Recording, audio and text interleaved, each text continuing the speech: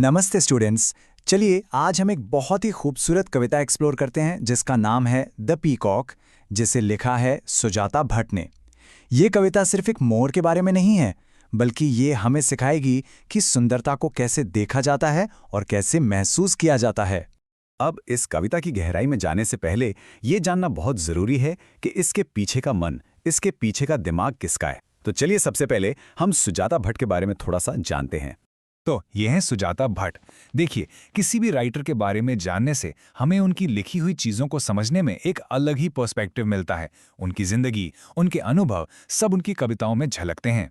Okay, तो उनके बारे में कुछ ज़रूरी बातें। उनका जन्म 1956 में हुआ।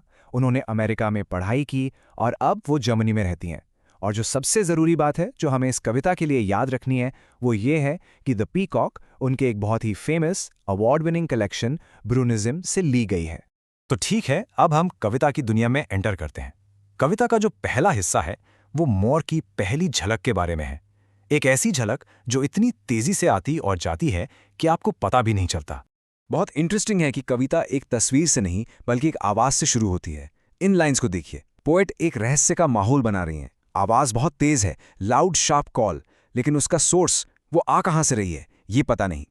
ज़रा इमेजिन कीजिए, एकदम शांति है और अचानक एक तेज़ पुकार। कैसा लगता है? जैसे आवाज़ बस हवा में से आ गई हो। और उस आवाज के ठीक बाद एक रंग दिखता है, अ फ्लैश ऑफ टर्कोइज।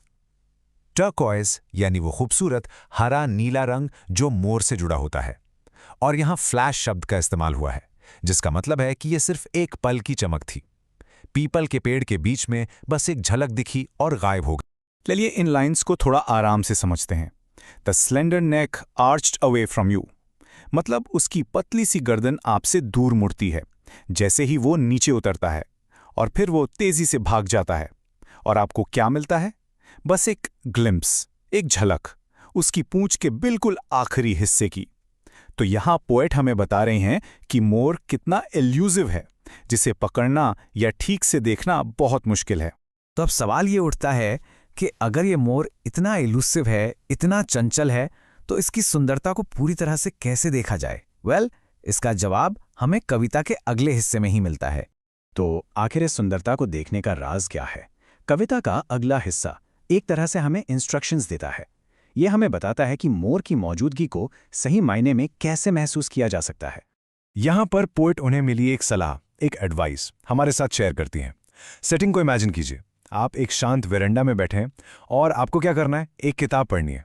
देखिए, आपको मोर को ढूंढने नहीं जाना है, आपको तो कुछ और ही करना है। और यहां डिटेल देखिए, ये बहुत जरूरी है।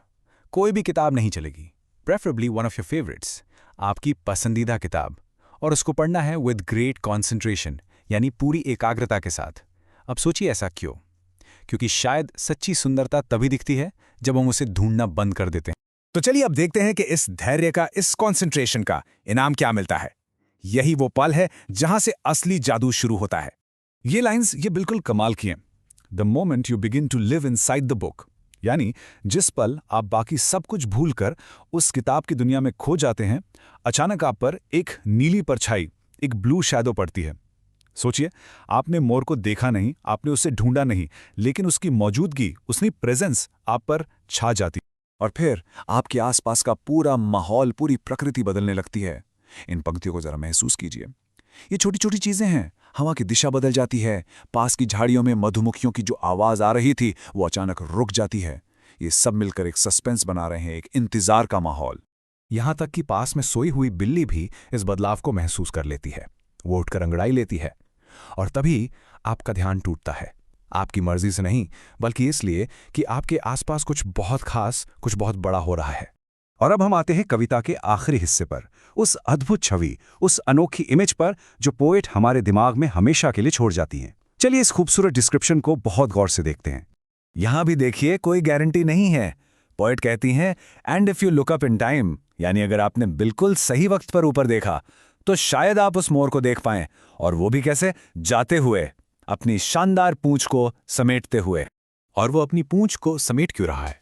To shut those dark glowing eyes, उन चमकती हुई आंखों को बंद करने के लिए। ये आंखें उसके पंखों पर बने हुए पैटर्न्स हैं, और फिर पोएट रंगों की बात करती हैं, वायलेट यानी बैंगनी, जिनके किनारे फ्रिंज्ड हैं गोल्डन एम्बर से यानी सुनहरे पीले रंग से। और यही है आई थिंक इस कविता का सबसे गहरा और सबसे आकर्षक विचार। इस अनोखी तुलना को समझिए।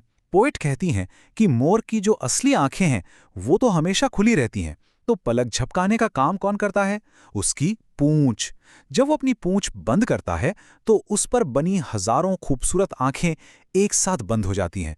ऐसा लगता है जैसे आंखें नहीं बल्कि पूरी पूंछ पलक झपका रही है। It is the tail that has to blink. क्या कमाल की कल्पना है। तो इस पूरी कविता से हम क्या सीख सकते हैं? इसके पीछे जो बड़े आइडियाज हैं वो क्या हैं? चलिए एक बार उन पर नजर डालते हैं। तो जैसा कि हमने देखा, ये कविता सिर्फ एक मोर के बारे में नहीं है। ये हमें सिखाती है कि जो सच्ची सुंदरता होती है वो अक्सर शर्मीली होती है। आप उसे जबरदस्ती नहीं देख सकते। आपको धैर्य रखना होगा, पेशेंस रखना होगा, और जब आपका ध्यान कहीं और होगा तभी वो अपने आप आपके सामने आएगी। ये हमारे और प्रकृति के बीच एक गहरे कनेक्शन की बात करती है। उम्मीद है इस एक्सप्लेनेशन ने आपको सुजाता भट्ट के इस खूबसूरत कविता को और बेहतर तरीके से समझने में मदद की होगी। यही सुंदरता हमारे आसपास हर जगह है, बस हमें सही ढंग से देखने की जरूरत है। ऐसे और कंटेंट के लिए सब्सक्राइब करें। धन्यवाद।